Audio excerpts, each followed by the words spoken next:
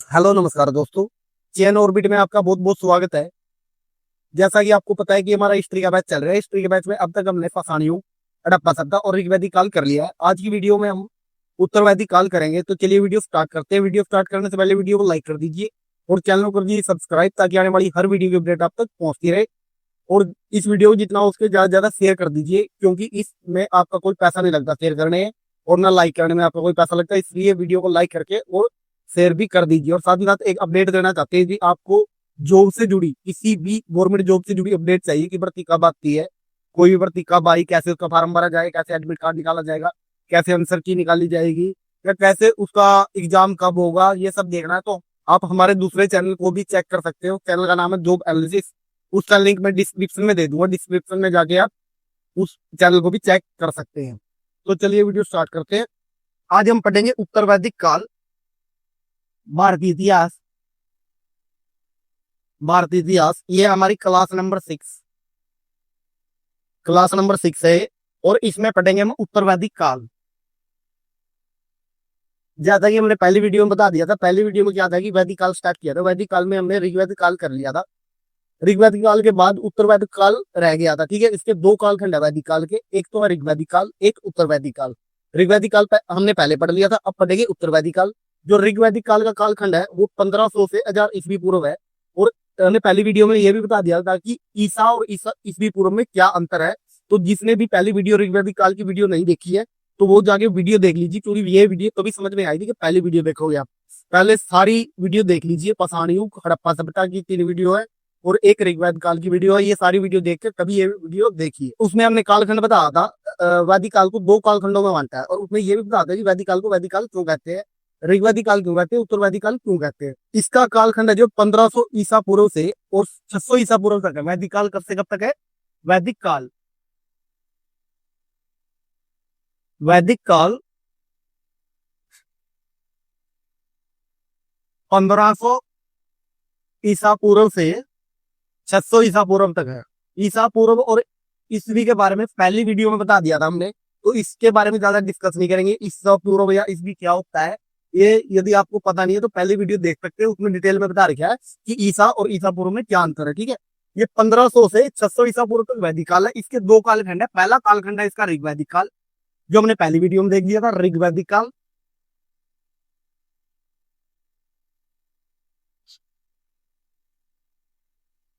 ऋग्वैदिक काल का कालखंड आपका 1500 ईसा पूर्व से और 1000 ईसा पूर्व तक। और दूसरा आ गया, नंबर 2 पे आ गया हमारा उत्तर वैदिक काल। उत्तर वैदिक काल, उत्तर वैदिक काल है हमारा 1000 ईसा पूर्व से, 1000 ईसा पूर्व से और 600 ईसा पूर्व तक। 600 ईसा पूर्व। ठीक है जी, ये हमारा कालखंड है। इस कालखंड में हमने ऋग्वैदिक काल पहली वीडियो में कर लिया था। आज करेंगे हम उत्तर वैदिक काल। ऋग्वैदिक काल पहले कर लिया था, आज उत्तर वैदिक काल करेंगे। तो उत्तर वैदिक काल के बारे में आज हम पढ़ेंगे। जैसे पहले इसके नाम की बात कर लेते हैं कि इसका नाम उत्तर वैदिक काल क्यों पड़ा। वैदिक काल का आपने देख लिया था कि इसमें वैदिक साहित्य की रचना हुई वैदिक काल में, इसलिए उसका नाम वैदिक काल पड़ा। और उत्तर वैदिक काल, उत्तर वैदिक काल, उत्तर वैदिक काल इसके भी नाम से पता चल रहा है। जैसे वैदिक तो आपको वेदों की रचना हुई थी इसलिए वैदिक बोला जाता है। उत्तर, उत्तर मतलब उतरने वाला। उतरने वाला कैसे कि जो काल जाता है, जैसे कि हमने पढ़ा था, एक पढ़ा था उत्तर हड़प्पा सभ्यता। उत्तर हड़प्पा सभ्यता क्या थी, जिसमें हड़प्पा सभ्यता का पतन का काल देखा गया था। ये भी वैदिक काल का पतन का काल कह सकते हैं, मगर ये कह सकते हैं किसी काल को जाते जाते काल को क्या कहते हैं, उत्तर काल। ठीक है, उत्तर लगा देते हैं, जिसके आगे उत्तर लगा दिया वो मतलब उसका एंड पॉइंट है उस काल का। जैसे हमने पाषाण काल पढ़ा था, पाषाण काल का जो एंड काल था, ताम्र पाषाण काल, उसे उत्तर पाषाण काल भी कह देते हैं। ठीक है, इसी प्रकार इसको उत्तर वैदिक काल कहते हैं। इसका कालखंड हमने देख लिया था, 1000 ईसा पूर्व से 1000 ईसा पूर्व से 600 ईसा पूर्व तक। ठीक है, उत्तर वैदिक काल के नाम का पता लग गया आपको, उत्तर वैदिक काल को उत्तर वैदिक काल क्यों कहते हैं। अब आगे बढ़ते हैं। ये हो गया हमारा ऋग्वैद काल, ऋग्वैद काल। और ये हो गया उत्तर वैदिक काल, उत्तर वैदिक काल। इसमें मेन डिफरेंस क्या है, जब ऋग्वेद काल से ऋग्वेद काल से उत्तर वैदिक काल की तरफ आए तो इसमें मेन डिफरेंस आया कि यहाँ कबीलाई लोग थे, मतलब कबीलों में लोग रहते थे, कबीलाई लोग। ठीक है जी। और यहाँ जाके क्या बन गए, जनपद बन गए। जनपद मतलब एक राजा का राज्य कुछ बन गया। उत्तराधिकार के भी जो रूल थे वो भी चेंज हुए। जैसे पहले लोकतंत्र था जो ऋग्वेद काल में था, एक तरह का लोकतंत्र कह सकते हैं कि लोगों की नीति सभा बनती थी, उसमें ही राजा चुने जाते थे, उसके द्वारा ही राजा का चयन होता था। जो राजा का पद था, राजा है उसका बेटा ही आगे राजा बनेगा, वो आगे राजा बना उसका पुत्र ही आगे राजा बनेगा, ऐसा कुछ नहीं था। ऋग्वेद काल में क्या था कि लोग चुनते थे तभी राजा बनते थे। जैसे कि आजकल प्रधानमंत्री या एमएलए एमपी का इलेक्शन होता है ना, ऐसे इलेक्शन कह सकते हैं। तो लोकतांत्रिक था ये। और इसमें क्या हो गया कि जनपद बन गए, जनपद बन गए। जनपद, जनपद मतलब एक राजा की टेरिटरी बढ़ गई। पहले क्या था कि कोई स्पेसिफिक क्षेत्र नहीं था उनका, कोई उनके पास क्षेत्र नहीं था। अब क्षेत्र हो गया उनके पास, उनका कहलाने लगे जनपद। और उत्तराधिकार में क्या फर्क आया, पहले क्या था कि राजा का बेटा राजा नहीं बनता था, लोकतांत्रिक था ऋग्वेद काल में। और उत्तर वैदिक काल में ये राजा का बेटा राजा बनने लगा, ये उत्तराधिकार का नियम चेंज हुआ उसमें। ठीक है, इसलिए हम ऋग्वेद काल को तो आदर्श काल कह सकते हैं, मगर उत्तर वैदिक काल को आदर्श काल नहीं कह सकते, क्योंकि बहुत सारी कुरीतियां इस काल में आई। जो कुरीतियां हमें ऋग्वेद काल में देखने को नहीं मिली, वो कुरीतियां इसमें आई। जो आजकल हम कुरीतियां समाज में देखते हैं, लगभग वो उत्तर वैदिक काल से ही स्टार्ट हो रही है। जैसे कि बाल विवाह, बाल विवाह आजकल समाप्त हो गए हैं, मतलब बहुत कम होते हैं, रेयर है बहुत। मगर आज से 20 साल पहले देख लो, बाल विवाह कॉमन चीज थी। एक सती प्रथा, ये अरब वगैरह जो भी है ना, ये उत्तर वैदिक काल में ही आया। ठीक है, उत्तर वैदिक काल ही इसकी जड़ है। जैसे महिलाओं की स्थिति गिरी तो वो भी उत्तर वैदिक काल में ही गिरी। इसी प्रकार वर्ण व्यवस्था की जो जन्म आधारित वर्ण व्यवस्था है वो भी उत्तर वैदिक काल में ही आई। ठीक है, इस प्रकार उत्तर वैदिक काल में अपने कबीलाई से जनपद में बदल गए। अब देख लेते हैं इसका अक्षेत्र। अक्षेत्र, उत्तर वैदिक काल का अक्षेत्र कौन सा है। जैसे पहले हमने पढ़ा जो ऋग्वेद काल का था वो सप्त सैंध प्रदेश था। सप्त सैंधव, सप्त सैंधव क्या था, जो सिंधु और उसकी सहायक नदियां थी, उसका जो दुआब था, दुआब मतलब दो नदियों के बीच का क्षेत्र जो होता है दुआब कहलाता है। तो सिंधु और उसकी सहायक नदियों का जो मैदान था उसमें ही आके आर्य बसे थे। उसको ऋग्वेद काल में सप्त सैंधव प्रदेश बोला गया है, और वही प्रदेश ऋग्वेद काल में आर्यों का माना गया, मतलब वही ऋग्वेद काल के लोगों का क्षेत्र था। मगर जो उत्तर वैदिक काल के क्षेत्र, उत्तर वैदिक काल के लोगों का क्षेत्र था वो था सप्त सैंधव प्रदेश, सप्त सैंधव प्लस गंगा, गंगा यमुना दोआब,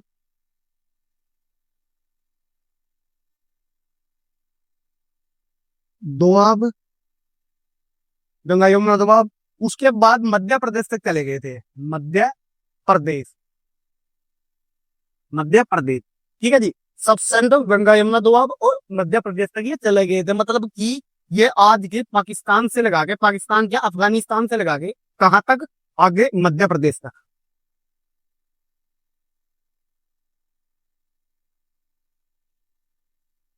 मतलब कि ये ऊपर अफगानिस्तान हो गया आपका, थोड़ा छोटा बना देते हैं, अफगानिस्तान का क्षेत्र था। उसके नीचे पाकिस्तान का क्षेत्र था, मतलब आज का जो पाकिस्तान है वो क्षेत्र। और फिर ये इंडिया का क्षेत्र, जैसे इंडिया इतना बड़ा हो गया, थोड़ा सा उदाहरण लगा लो, इतना इंडिया इतना बड़ा हो गया, थोड़ा ज्यादा बड़ा बना दिया। इतने इंडिया में से लगभग आधा इंडिया किसमें चला गया था, उत्तर वैदिक काल में। उत्तर वैदिक काल का क्षेत्र हो गया था, मतलब कि इतना ये उत्तर वैदिक काल का क्षेत्र था। इसमें अफगानिस्तान, पाकिस्तान और इंडिया और कुछ नेपाल के क्षेत्र थे। ये रहा नेपाल आपका, नेपाल के कुछ क्षेत्र। ठीक है जी, ये आपका इसका क्षेत्र था। गंगा यमुना दोआब क्या है, जो गंगा और यमुना के बीच जो क्षेत्र पड़ता है उसको गंगा यमुना दोआब बोलते हैं। जैसे ये यमुना नदी होगी, ये गंगा नदी होगी, इसके बीच का क्षेत्र जो है, इसके बीच का जो क्षेत्र है उसको गंगा यमुना दोआब बोलते हैं। तो गंगा यमुना दोआब में भी इनका क्षेत्र हो गया था। ठीक है, इसके बाद कुछ इनके जनपद थे जो फेमस जनपद थे, प्रमुख जनपद। पहला आपने गांधार सुना होगा, शकुनी मामा थे, जो महाभारत में शकुनी मामा का एक करेक्टर है, तो वो थे, वो क्या थे, गांधार नरेश थे। ठीक है, गांधार नरेश के पुत्र थे, गांधार राजकुमार थे, जो दुर्योधन के मामा थे। तो वो सकूनी थे, उनका अक्षेत्र था गंधार। ये पड़ता है अफगानिस्तान में, गंधार AF अफगानिस्तान। उसके बाद पंचाल, जो मथुरा के आसपास का क्षेत्र हो गया। जो पंचाली थी, पंचाली मतलब जो द्रौपदी थी उसका क्षेत्र। मत्स्य, मत्स्य मत्स्य कहाँ है? ये राजस्थान में RAJ। ठीक है, मत्स्य क्षेत्र में पांडवों ने अपना अज्ञातवास काटा था, तो वो राजस्थान में पड़ता है। वो भी एक क्षेत्र था। उसके बाद हस्तिनापुर, हस्तिनापुर का कह सकते हैं हम कुरु, कुरु पंचाल हो गया। ठीक है, कुरु का पड़ गया हस्तिनापुर। हस्तिनापुर कहाँ? मेरठ में। आज का मेरठ हस्तिनापुर। एक था अंग, अंग ये पड़ता है उड़ीसा के आसपास, उड़ीसा बिहार के आसपास, उड़ीसा और बिहार। ठीक है, अंग नरेश करण, जो अंग के नरेश थे, अंग जो राज्य था उसके जो नरेश, उसके जो राजा थे वो कर्ण थे। ठीक है, ये कुछ फेमस इसके जनपद लगा लो या फेमस इसके अक्षेत्र थे, फेमस इसके राज्य थे। इसके बाद इसकी राजनीतिक व्यवस्था के बारे में देख लेते हैं कि राजनीतिक व्यवस्था में ऋग्वेद काल से उत्तर वैदिक काल में क्या क्या फर्क आया। राजनीतिक व्यवस्था, राजनीतिक व्यवस्था में पहला इसमें फर्क आया, राजा शक्तिशाली।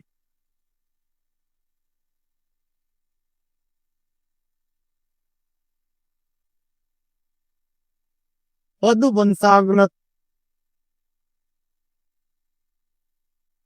वंशानुगत मतलब वंश के अनुसार, जैसे कि राजा का बेटा ही राजा बनेगा।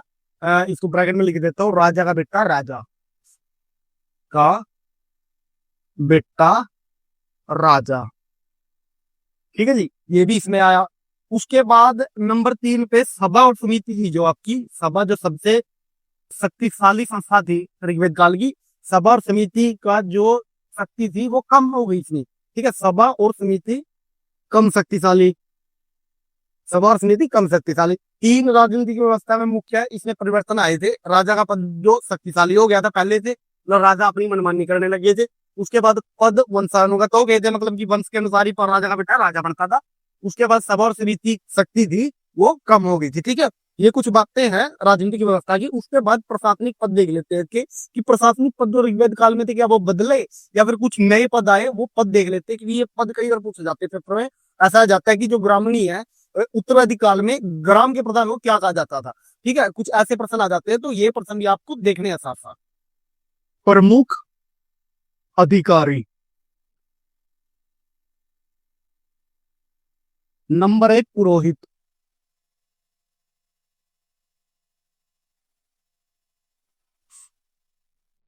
नंबर 2 सेनानी,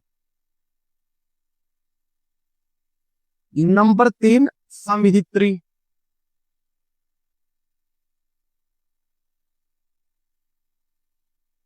संहित्री, नंबर 4 बागदूत, बाग दूध, नंबर 5 ग्रामीणी, नंबर 6 अक्षता और नंबर 7 सुत, सुत। ये 7 तरह के अधिकारी थे, 7 तरह के अधिकारी होते थे उस टाइम में राजनीतिक व्यवस्था में, उत्तरवादी काल में। तो इस 7 अधिकारियों के कार्य देख लेते हैं, कार्य क्या क्या था। पहला था पुरोहित। पुरोहित का काम था धार्मिक अनुष्ठान, जो ऋग्वेद काल में था सेम वही काम था, धार्मिक अनुष्ठान और सलाहकार, सलाहकार होता था। सेनानी सेना प्रमुख का प्रमुख, संहित्री राजकोष अधिकारी, राजकोष अधिकारी, बागदूत होता था कर वसूलने वाला, कर वसूलना। ग्रामीणी ग्राम प्रधान,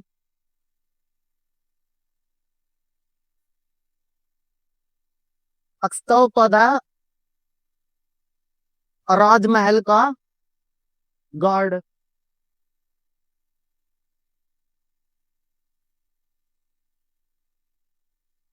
राजमहल का रक्षक, और सूत होता था सारथी,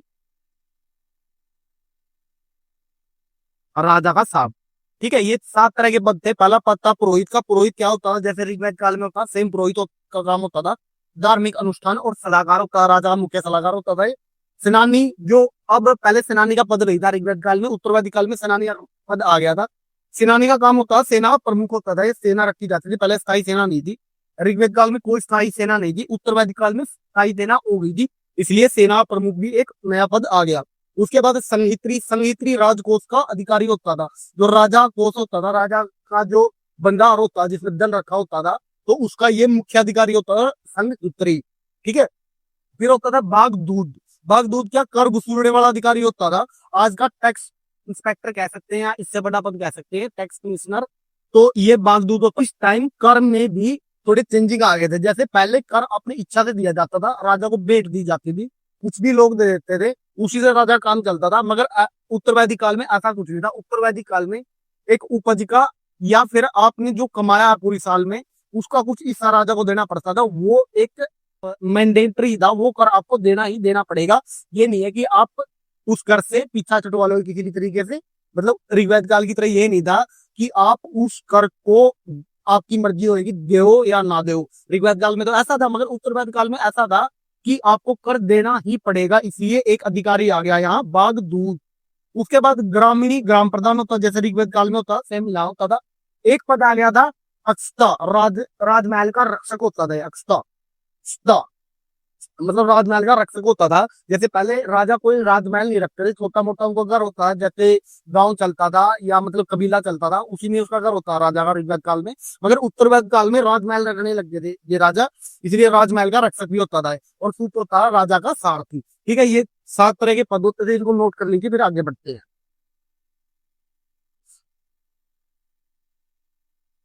इसके बाद देख लेते हैं सामाजिक व्यवस्था। तो सामाजिक व्यवस्था में क्या था, ऋग्वेद काल में जैसे समाज 4 वर्णों में बंटा होता था, मगर 4 वर्ण कर्म के आधार पे थे। वो जो जैसा कर्म करना चाहे वैसा कर्म, जैसे ऋग्वेद काल में कर्म के आधार पर वर्ण होता था, मतलब जो जैसा काम करना चाहे उसका वैसा ही वर्ण माना जाता था।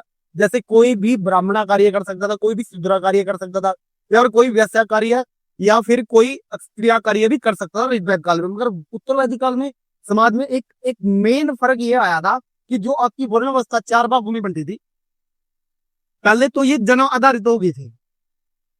पहले वर्ण व्यवस्था पे बात कर लेते हैं। वर्ण व्यवस्था, वर्ण व्यवस्था, वर्ण व्यवस्था में 4 भाग, मतलब पहले जन्म आधारित हो गई थी, जन्म आधारित, जन्म आधारित हो गई थी। जैसे पहले कर्म आधारित थी ना, अब जन्म आधारित हो गई थी। इसमें भी 4 ही वर्ण थे। 4 वर्ण में पहला हो गया ब्राह्मण,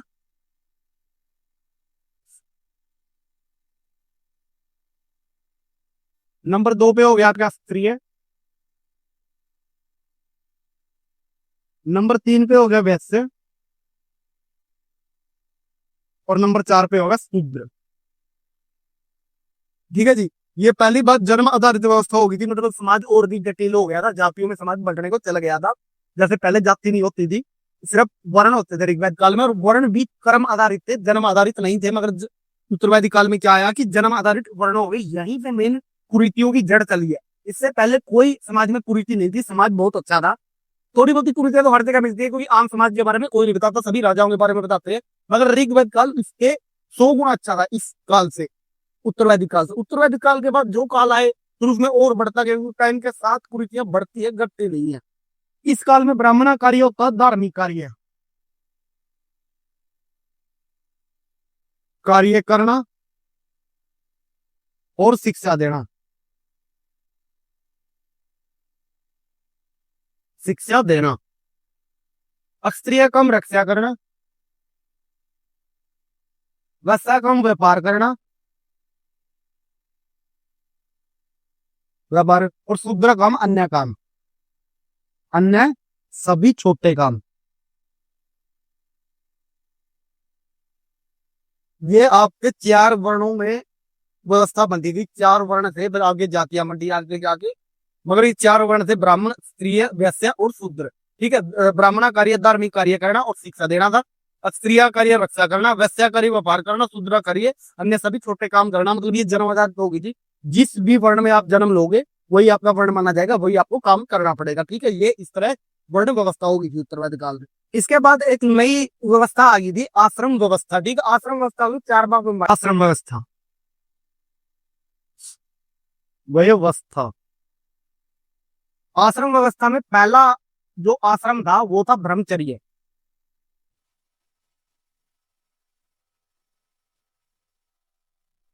नंबर 2 पे हो गया गृहस्थ।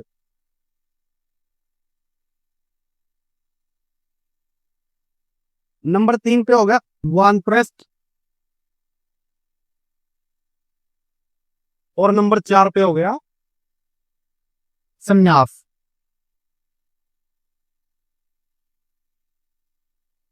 संन्यास। ठीक है, ये 4 तरह के आश्रम थे। आश्रम व्यवस्था 4 तरह की थी। जो 0 से 25 साल तक है, लगभग ये ब्रह्मचर्य होता था। इसमें क्या कि शिक्षा वगैरह लेना होता था, शिक्षा लेना। उसके बाद अगले 25 साल है जो, मतलब 26 से और 50 साल तक क्या था कि गृहस्थ जीवन जीना था, मतलब विवाह आदि। उसके बाद आप वन वगैरह में जा सकते थे, मगर आप इस दुनिया का मोह छोड़ सकते थे। जैसे दुनिया में कैसे कि आप परिवार का मोह छोड़ के अब भगवान में लीन हो जाइए और वानप्रस्थ हो जाइए, मतलब कि कभी घर कभी बाहर, गृहस्थ को छोड़ दीजिए। इसलिए वानप्रस्थ ये होता था। ठीक है, ये होता था आपका लगभग 51 से 75, मतलब एग्जैक्ट नहीं है कि एग्जैक्ट इतनी आयु में होता था ये, मतलब इसके अनुसार 4 अवस्थाओं में बंटा था। 4 अवस्थाएं कौन सी थी? ब्रह्मचर्य, गृहस्थ, वानप्रस्थ और संन्यास। ठीक है, जो एंड पॉइंट होता था, मतलब 75 से 100 कह सकते हैं इसको, वो होता था संन्यास। मतलब बाद में आप संन्यास ले लो, बूढ़े हो गए, आप बाहर मांग के खाओ या फिर वन में रहो, आप एक ऋषि की तरह जीवन जियो, ऐसा कुछ होता था। ये आपकी आखिरी अवस्था थी। इसके बाद विवाह देख लेते हैं कि विवाह किस प्रकार से। विवाह, विवाह बिन नंबर 1 आपका पिता आधारित विवाह हो गए थे। पिता आधारित विवाह मतलब इसमें जो आपकी अब लव मैरिज होती है, और रिवायत दाल में जो लव मैरिज थी, वो लव मैरिज को बिल्कुल नकार दिया गया। अब पिता ही पुत्र या पुत्री के लिए वर या वधु चुनता था। अब ये नहीं था कि किसी को ये छूट थी कि आप आपका वर या फिर वधु अपने आप चुन सकते थे। ठीक है, इसमें विवाह के साथ क्या आया?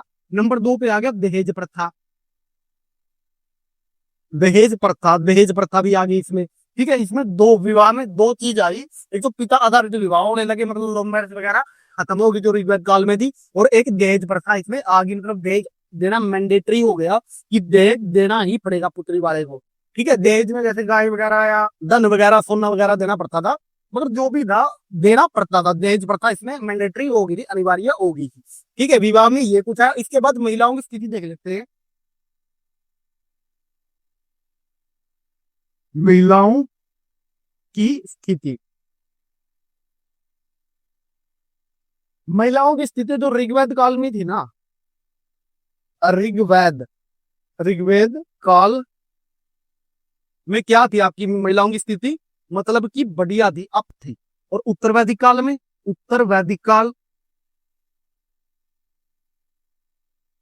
उत्तर वैदिक काल में क्या हुआ थी? आपकी महिलाओं की स्थिति नीचे गिर गई। तो जो महिला की स्थिति ठीक नहीं थी इस काल में। इस काल में आपका प्रेम विवाह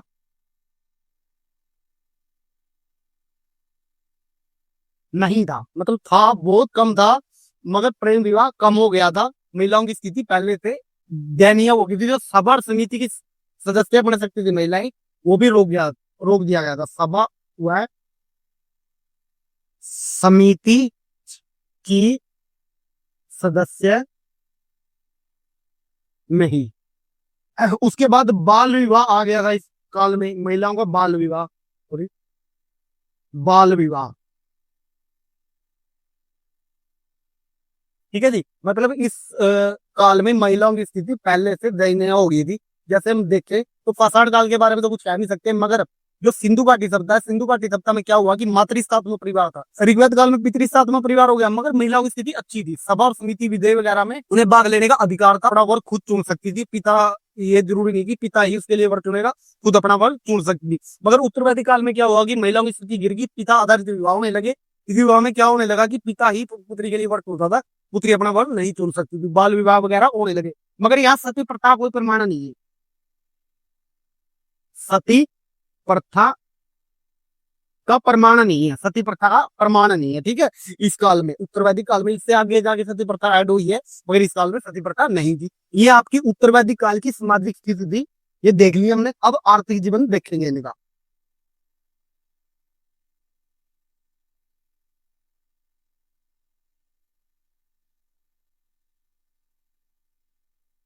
आर्थिक जीवन में नंबर 1 कृषि आधारित अर्थव्यवस्था।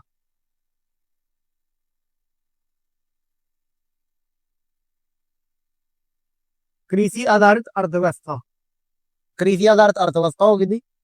नंबर 2 पशुपालन कम हो गया था, मतलब इतना कम नहीं हुआ था, मगर पहले की अपेक्षा पशुपालन पे आधारित अर्थव्यवस्था नहीं थी, पशुपालन कम हुआ था, कम हुआ था, पशुपालन आधारित अर्थव्यवस्था कम हुई थी और कृषि आधारित अर्थव्यवस्था ज्यादा होगी थी। इसका मुख्य कारण क्या था? मुख्य कारण ये था, जो श्याम अयस है, श्याम अयस, नाम सुना ही होगा आपने।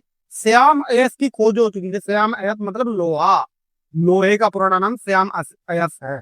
इसलिए लोहे से तरह तरह के हल वगैरह, हल या कृषि औजार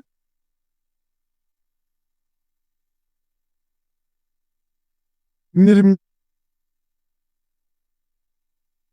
कृषि औजार निर्मित होने लगे थे। ठीक है, लोहे से क्या होने लगे थे? हल और अन्य कृषि औजार निर्मित होने लगे थे, इसलिए कृषि बहुत ज्यादा बढ़ गई थी, इसलिए कृषि आधारित व्यवस्था हो गई थी। कृषि में यही था, लोग सभी तरह की फसलें करते थे और कृषि पे ही डिपेंड थे लोग, अब पशुओं पे ज्यादा डिपेंड नहीं रहे थे। पशुओं का मुख्य कार्य क्या होता था? बोझा ढोने, पशुपालन। पशुपालन में सभी तरह के पशु थे, सभी पशु, सभी पशु थे। पहली बात, पशुओं का काम था बोझा ढोना,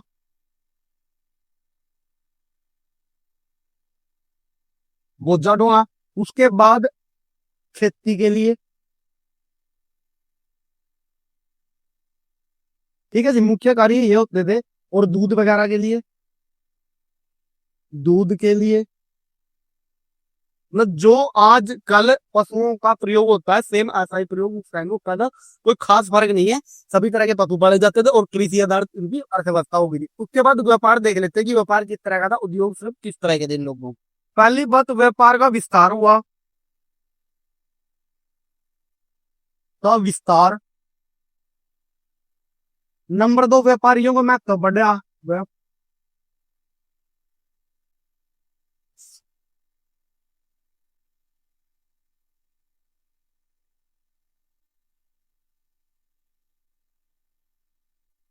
नंबर 3, दोनों तरह से व्यापार होते थे, थल और जल मार्ग व्यापार।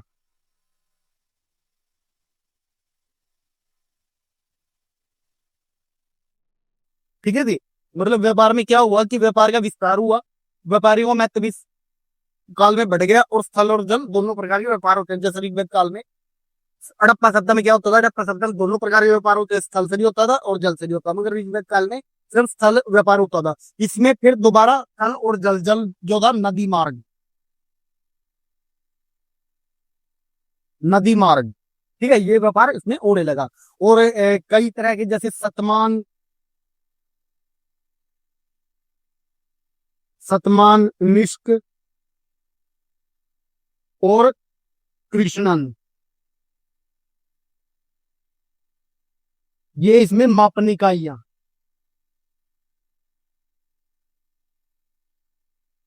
मापन इकाइयां आ गई थी इसमें, सतमान, निष्क और कृष्णन।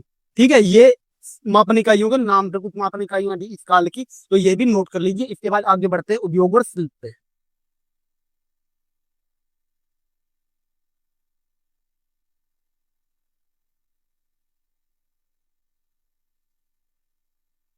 इसके मुख्य उद्योग थे, नंबर 1 का बढ़ई, शिल्प, शिल्प क्या थे इसके? बढ़ई। नंबर 2 चर्मकार, नंबर 3 सुनार, नंबर 4 कुम्हार। ठीक है जी, ये 4-5 प्रकार के इसके शिल्प थे। और उद्योगों की बात करें तो हथियार बनाना, हथियार या धनुष बनाना। नंबर 2 रथ बनाना। और कृषि औजार बनाना। कृषि औजार बनाना। ठीक है, ये इसके कुछ उद्योगों और शिल्प थे। इसके बाद इसके कर व्यवस्था की बात कर लेते हैं। कर व्यवस्था, कर व्यवस्था। कर क्या हो गया था कि अनिवार्य है। नंबर 1 अनिवार्य है, अनिवार्य कर। नंबर 2 कर का नाम भाग हो गया था। भाग, कर को क्या कहा जाता था? भाग कहा जाता था। और अनिवार्य कर था, मतलब कर जरूरी देना पड़ता था और इसको भाग कहा जाता था। और इसको कर वसूलने वाले अधिकारी कौन था? अधिकारी था भाग दूध। अधिकारी कौन था? भाग दूध। ठीक है, ये इसका अधिकारी था। ये कर व्यवस्था थी इसकी। उसके बाद शिक्षा की बात करें तो शिक्षा में मुख्य इसका क्या था कि धनुर्विद्या, राजनीति, गणित, कई तरह के विषय आगे थे जो गुरु के पास बैठ के ली जाती थी और गुरुकुलों में शिक्षा होती थी। ये तो शिक्षा व्यवस्था थी। ये आगे इसका आर्थिक जीवन और शिक्षा व्यवस्था। उसके बाद इसका धर्म देख लेते हैं कि धार्मिक जीवन कहता था इस काल का। तो चलिए आगे बढ़ते हैं।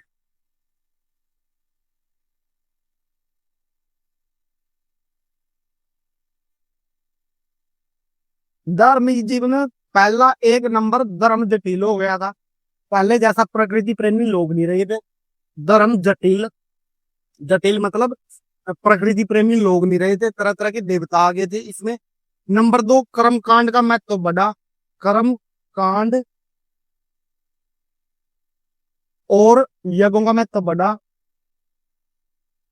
यज्ञों का महत्व बढ़ा। ठीक है जी।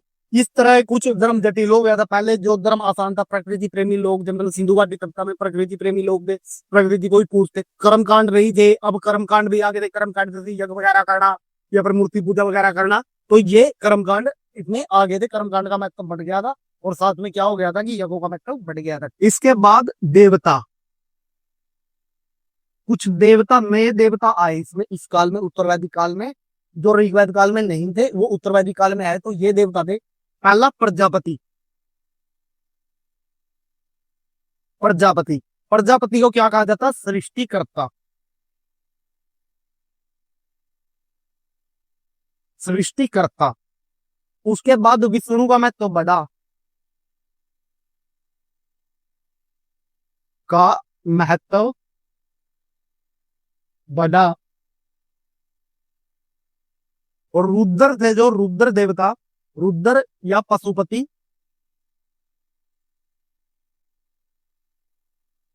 आगे चलकर शिव के रूप में जाने जाने लगे। शिव का एक रूप मानना। देखिए, इसके मुख्य देवता क्या हो गया कि पहले जो देवता प्रकृति के देवता थे उसमें वो देवता तो थे इस काल में, मगर उनका महत्व घट गया था और इसमें कुछ देवता नए आए। जैसे प्रजापति सृष्टिकर्ता देवता माना जाता था, वह सृष्टि की रचना प्रजापति ने की थी, इस काल में यह माना जाता था।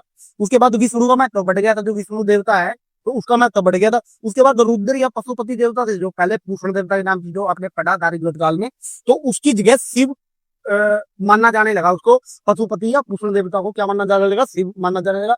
और जो आपके अरुण, अग्नि, सोम,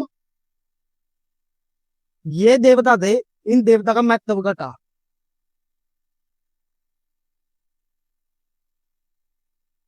महत्व घटा। ठीक है, इस प्रकार ये इसके देवता थे, ये इसका धार्मिक जीवन था। यज्ञ और कर्मकांड बढ़ गए थे इसमें और यज्ञों का महत्व भी बढ़ गया था। पहले की तरह प्रकृति प्रेमी लोग नहीं रहे थे इसमें।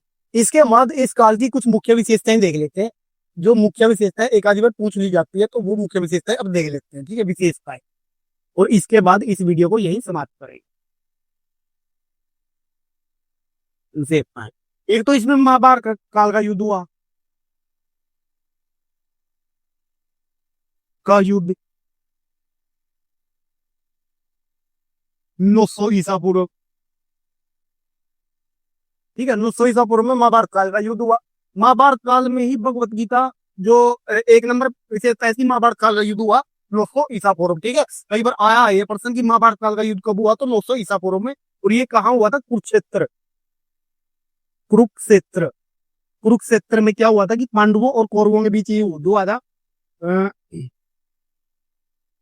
पांडव और कौरवों के बीच, कौरवों के बीच युद्ध हुआ था और पांडवों की तरफ श्री कृष्ण थे। और पांडवों को तो आपको पता है, जो अर्जुन, भीम, युधिष्ठिर वगैरह थे, वो तो सारे पांडव थे। ठीक, ये आपका कुरुक्षेत्र में हुआ। कुरुक्षेत्र एक हरियाणा में जगह है, उसमें कुरुक्षेत्र में ये पांडवों कौरवों के बीच महाभारत का युद्ध लड़ा गया। कब लड़ा गया है? 900 ईसा पूर्व में। और श्री कृष्ण पांडवों की तरफ थे। ठीक है, नंबर 2, जो भगवत गीता है, भगवत गीता इसी महाभारत के युद्ध में उसकी रचना हुई थी।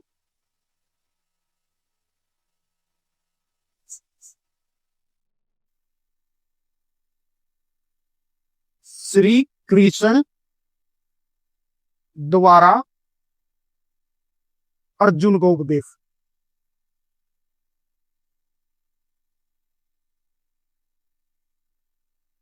ठीक है जी। एक इसमें है कि महाभारत का एक नाम है पंचाली कथा, जो पुराना नाम था पंचाली कथा।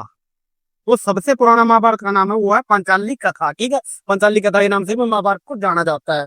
उसके बाद इस काल में, पहले मैंने बता दिया था, ये राजा में तब बढ़ गया, तब महिलाओं की स्थिति गिर गई थी। कुछ ये विशेषता है कि महाभारत का युद्ध हुआ था, इसमें 900 ईसा पूर्व कुरुक्षेत्र में युद्ध लड़ा गया था। उसके बाद भगवत गीता की रचना भी इसी काल में हुई थी। ठीक है, जो भगवत गीता है ना, उसकी रचना भी इसी काल में हुई थी, जो श्री कृष्ण के द्वारा अर्जुन को उपदेश दिया गया था, जो कि संग नामक स्थान पे कुरुक्षेत्र में दिया गया था, हरियाणा में। और एक विशेषता और आ जाती है, जो दोबारा याद करवा रहा हूं मैं। विशेष धातु क्या थी? कि विशेष धातु लोहा। विशेष धातु लोहा थी, जिसे श्याम अयस बोला जाता था। श्याम अयस। श्याम अयस मतलब ऋग्वेद काल में लोहे की खोज नहीं हुई थी, उत्तरवेद काल में लोहे की खोज हुई थी। इस प्रकार आज की वीडियो में हमने उत्तरवेदी काल पढ़ लिया पूरा। इसके बाद जैन धर्म और बौद्ध धर्म की वीडियो आएगी। ठीक है, कोशिश करेंगे कि एक वीडियो में लाएं, एक वीडियो में नहीं हुआ तो 2 वीडियो में जैन धर्म अलग और बौद्ध धर्म अलग लाएंगे, और इस पे डिटेल में पढ़ाएंगे उसको। तो इसलिए वीडियो को लाइक करके चैनल को सब्सक्राइब जरूर कर लीजिए, ताकि आने वाली हर वीडियो की अपडेट आप तक पहुंचते रहे। और जैसा कि आपको पता होगा कि हमने हिस्ट्री के साथ साथ मैथ का बैच भी स्टार्ट कर दिया है, उस बैच को भी आप ज्वाइन कर सकते हैं। उस बैच की वीडियो चैनल पे आ गई है, तो वो वीडियो भी देखने के लिए आप चैनल को सब्सक्राइब कर लीजिए, ताकि आने वाली हर वीडियो की अपडेट आप तक पहुंच सके। यदि आपको जॉब से जुड़ी अपडेट चाहिए, तो आप हमारे दूसरे चैनल जॉब एनालिसिस को भी जरूर चेक कर सकते हैं, उसका लिंक मैं डिस्क्रिप्शन में दे दूंगा। और इस वीडियो का जो पीडीएफ है, मतलब साथ ही साथ वैसे नोट्स बना लीजिए अपनी लैंग्वेज में। यदि आप नोट्स बनाओगे तो और अच्छा रहेगा आपके लिए। आपके लिए क्या अच्छा रहेगा कि आप अच्छे से समझ पाओगे और रिवीजन अच्छे से हो जाएगा आपका, जब भी आपको रिवीजन करना होगा। फिर भी इसके बाद कुछ बच्चे ऐसे हैं जो आलसी बच्चे हैं और जो करना नहीं चाहते हैं कि उन्हें लिखना ही नहीं है, बड़े बड़े वीडियो देख रहे हैं, तो चलो उनके लिए भी मैंने एक सोल्यूशन ला दिया है। आपको पीडीएफ मिल जाएगा इस वीडियो का। आपको डिस्क्रिप्शन में जाना है, डिस्क्रिप्शन में आपको टेलीग्राम चैनल का लिंक मिलेगा। जैसे आप टेलीग्राम चैनल पे जाओगे, वहां ज्वाइन करोगे, ज्वाइन होते ही आपको वहां पीडीएफ मिल जाएगा। ठीक है, हर एक वीडियो का आपको पीडीएफ मिलेगा। अब तक जो भी वीडियो आई है आपकी, हर एक का पीडीएफ उसमें ही अपलोड करता हूं मैं। तो टेलीग्राम चैनल को भी ज्वाइन कर लीजिए। यदि आपको इस वीडियो से रिलेटेड कुछ डाउट रहते हैं, तो आप नीचे कमेंट कर सकते हैं, आपके हर एक कमेंट का रिप्लाई दिया जाएगा। और साथ में आपके यदि कुछ इसी वीडियो से रिलेटेड सुजेशन है, तो आप ये बताना चाहते हैं कि ये चेंज कर लीजिए, आपको हमारी कोई दिक्कत लग रही है, मैं सही नहीं पढ़ा पा रहा हूँ, या कोई दिक्कत लग रही है, लाइटिंग वगैरह की दिक्कत लग रही है, तो आप नीचे कमेंट में सुजेशन दे सकते हैं, तो मैं उसमें बदलाव कर लूंगा। आप अपने सुजेशन भी दे सकते हैं, ताकि मैं आपको और अच्छे से पढ़ा सकूं। ठीक है, तो इस वीडियो को यही समाप्त करते हैं। धन्यवाद।